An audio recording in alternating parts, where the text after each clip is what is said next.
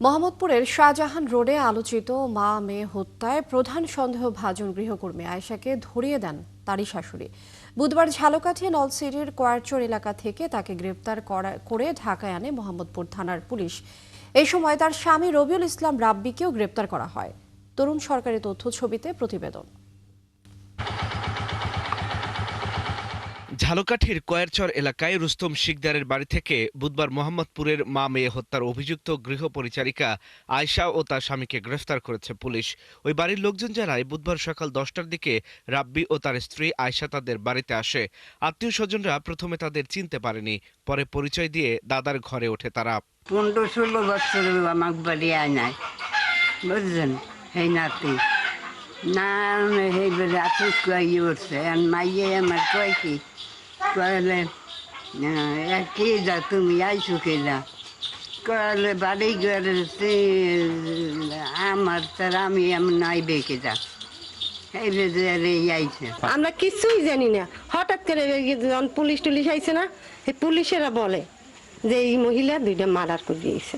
একই মহিলা যে মার্ডার করে দিয়েছে এই পর্যন্তই স্যার, হ্যাপার তো আরে ধরে লইয়ে গেছে। সেখানে অবস্থানের ঘণ্টাখানেকের মধ্যেই ঢাকার মোহাম্মদপুর থানার পুলিশ ওই বাড়িতে গিয়ে তাদের গ্রেফতার করে। পরে স্বজনেরা জানায় মূলত আয়েশার শাশুড়ির দেয়া তথ্যেই পুলিশ তাদের নলছিটির এই বাড়ি থেকে গ্রেফতার করে।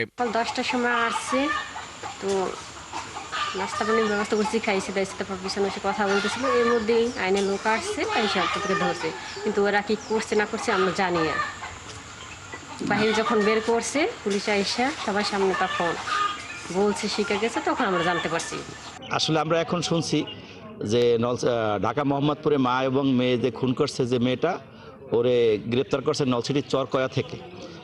তারপরে এখন ওরে ঢাকা নিয়ে গেছে নলছিটি থানা থেকে। আসলে এটা অনেক লোমহর্ষক একটা ঘটনা, মা এবং মেয়ে খুন করছে একটা মেয়ে। এই মেয়েটা দেখলাম আমরা, ওরে নিয়ে গেছে ঢাকা। মোহাম্মদপুর জোনের সহকারী কমিশনার মোহাম্মদ আবদুল্লাহ আল মামুনের নেতৃত্বে 9 জনের একটি টিম এই অভিযান চালায়। এই নিয়ে নলছিটি থানার ওসি আরিফুল আলম ক্যামেরার সামনে কথা বলতে রাজি হননি। এর আগে সোমবার সকালে রাজধানীর মোহাম্মদপুরের শাহজাহান রোডে নিজের বাসায় খুন হন মা লায়লা আফরোজ ও তার মেয়ে নাফিজা লাওয়াল বিনতে আজিজ। পরে সিসিটিভি ফুটেজ দেখে পুলিশ আসামি আয়েশাকে শনাক্ত করে। আল ইমরান, ৭১।